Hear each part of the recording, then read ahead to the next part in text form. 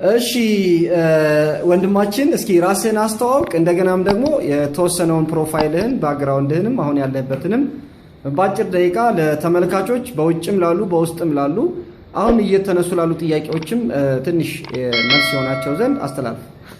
ኦኬ አመሰግናለሁ። መምህር ሳሙኤል አለማው እባላለሁ። ከዚህ በፊት በሰሜን አካባቢ ብዙ መንፈሳዊ ትምህርቶችን ተከታትያለሁ። በ1994 አካባቢ ሙሉ ገዳም ገብቼ ለ6 ዓመት ከ2 ወር አካባቢ ቅኔ ተምሬያለሁ። ቅዳሴ መምህር ሆኛለሁ። አቋም ዜማ የሚባሉት ትምህርቶች ተምሬያለሁ። ጎን ለጎን መጽሐፍ ቅዱስ ለ6 ዓመት ከ2 ወር ተምሬያለሁ።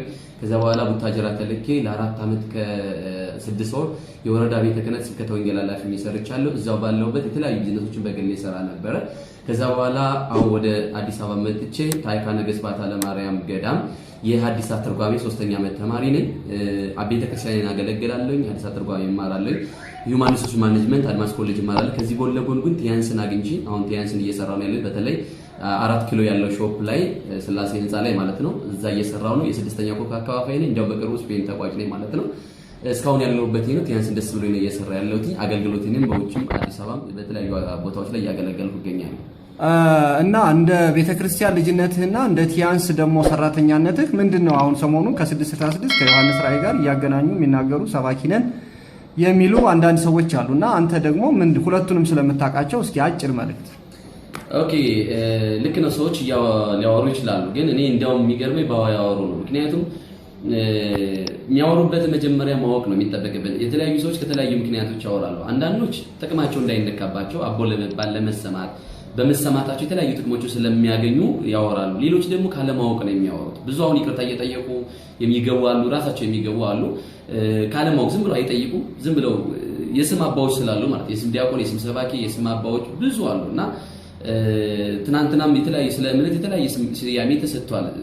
ኮምፒውተር ሲመጣ የራሱ የተጣለ ስያሜ 666 ተብሏል። ዛሬ ግን 666 አይደለም ኮምፒውተር ሁሉም እየተጠቀመበት ነው ያለውና የተለያዩ ወሬዎች የሚያወሩ ሰዎች ገብቷቸው ሳይሆን ሳያውቁ ነው። ሌላው ቢያውቁትም የራሳቸውን ጥቅም ለማስጠበቅ ስለሆነ ከምንም ከሃይማኖት ጋር የሚገናኝ አይደለም። ሰዎች በአይን ቀልድ የለም ይላሉ። እኔ ግን በሃይማኖት ቀልድ የለም። መጀመሪያ ያየሁትም የሃይማኖት ጉዳይ ነው። ስለዚህ ስትገባ ከፈለግ ትሰራለህ፣ ከፈለግ አትሰራም፣ ከፈለግ ምርት ትጠቀማለህ፣ ከፈለግ አትጠቀምም። ስለዚህ ምንም ከሃይማኖት ጋር የሚያገናኘው ነገር የለም።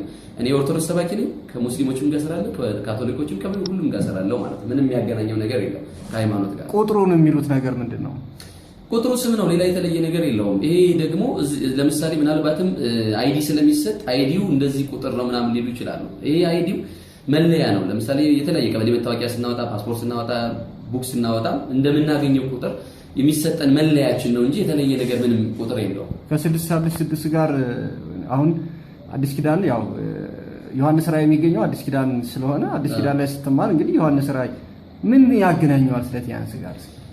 ምንም ያገናኘው ነገር የለም። ያኛው ሃይማኖትን በተመለከተ ራሱን የቻለ የሚነሳ ሐሳዊ መሲህ አለ። ከዛ ጋር ተያይዞ እኔ ክርስቶስ ነኝ ብሎ የሚነሳ አለ። ከዛ ጋር ተያይዞ የሚነገር ነው። ይሄኛው ግን ቢዝነስ ነው። የሚገርመው ነገር እኮ አንድ ነገር አለ። እሱ የሚነሳው ራሱ ትንቢቱ እንደሚለው እስራኤል ውስጥ ነው የሚነሳው። ይሄ ደግሞ የቢዝነሱ የተነሳው እንደው መነሻውን እንኳን ቻይና ላይ ነው የተነሳ ቢዝነሱ መነሻ። እንደውም መነሻው ቻይና ነው እና እንደውም በታሪክም እንደውም እንዲሁ ጥቅስ ሳያስፈልግ ይሄ በራሱ መልስ ነው። ምንም የሚያገናኘው ነገር የለም ማለት ነው። ስለዚህ ሁለቱንም የሚወቁ ነው። ቲያንስንም የሚወቁት መጽሐፍ ቅዱስንም የሚወቁት መጀመሪያ የሰው ልጅ ዘመኑ ዋጁ ይላል መጽሐፍ ቅዱስ። እንደ ዘመኑ ነው ግዴታ። በዘመኑ ስራ ለመስራት ማረስ፣ መቆፈር፣ መፍለጥ ብቻ አይደለም ስራ ማለት። ልክ ነው። አባቶች በዚህ ኖሯል። አሁን ደግሞ ዘመኑ የኢንፎርሜሽን ዘመን ነው። በኢንፎርሜሽን ስራ የምንሰራበት ዘመን ስለሆነ ዘመኑን ዋጅተን መጽሐፍ ቅዱስም እንደሚለው እንደ ባብለባቦች ደርቤው ዋው ስለሚ በዛ መልኩ ሆነን ሃይማኖታችንና ዘመኑን ዋጅተን ሁሉንም አብረን ማስኬድ አለብን። ከሃይማኖት ጋር ምንም የሚያጋጨው የለም። ማንም ሰው መስራት ይችላል ይሄን ቢዝነስ። ዘመኑን ዋጅተን ስንሰራ ግን እንደዚህ አይነት ቢዝነሶች ኔትወርክ ማርኬቲንግ ናቸው። ስለ ኔትወርክ ማርኬቲንግ ማጥናት ነው የሚጠበቅብን። ኔትወርክ ማርኬቲንግ ትናንትና አልነበረም፣ ዛሬ በዘመናችን ደግሞ ያለ ነው። ስለዚህ ልንሰራው የሚገባ ቢዝነስ ነው። ማንም ሰው ድሃ እንዲሆን አልተፈቀደም። መሰርቶ እንዲለወጥ ራሱንም ቤተሰቡን ህብረተሰቡን እንዲለውጥ ነው እንደውም ትክክለኛው ሃይማኖታዊ ሚሽን ማለት ነው።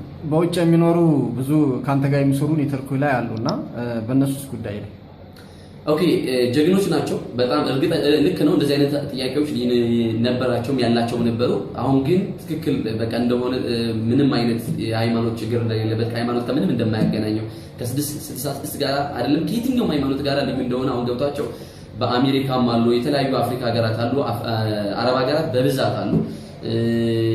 አብረውኝ የሚሰራሉ ማለት ነው። ልክ ነው፣ ከኔ ጋር ይሰራሉ። በጣም ደስተኞች ሆነው እየሰሩ ያሉ በጣም ብዙ ናቸው። ቅርብ ቀን እየሄድኩኝ ጎበኛቸዋለሁኝ ብዬ አስባለሁ። በዚህ መልኩ ነው ያለው። እሺ፣ በጣም አመሰግናለሁ መምህር ሳሙኤል። እንግዲህ መልካም ሁሉ እመኝልሃለሁ። አመሰግናለሁኝ። ስሩ፣ በርቱ። ከፈለጋችሁ ሌሎቹን የተለያዩ ነገሮች ከመስማት ቀጥታ ማግኘት ትችላላችሁ። እኛንም በስልክ ማግኘት ትችላላችሁ። በምትፈልጉት መልኩ መደወል ከፈለጋችሁ እኔ ጋር 0916 29 91 00 ደግሞ አለ 0916 299100 በዚህ ደውላችሁ ጥያቄ መጠየቅ ትችላላችሁ። የኔ አፕ ላይ ዘማሪ ልዑል ሰገድ ቋንቋይነሽ ድንግል እሱ ነው። የሚገርማችሁ ነገር የተገናኘሁት ደቂቃ ካለኝ ምናልባት ማለት ነው ልደታ ቤተክርስቲያን ነው። በአገልግሎት ነው ሁለታችን የተገናኘ ነው። እኔ እንደውም ይሄን ቲያንስ እንድሰራና ህይወቴን እንዲቀይር የሌሎችም ሰዎች ህይወት እንዲቀይር እግዚአብሔር የሰጠኝ ነው።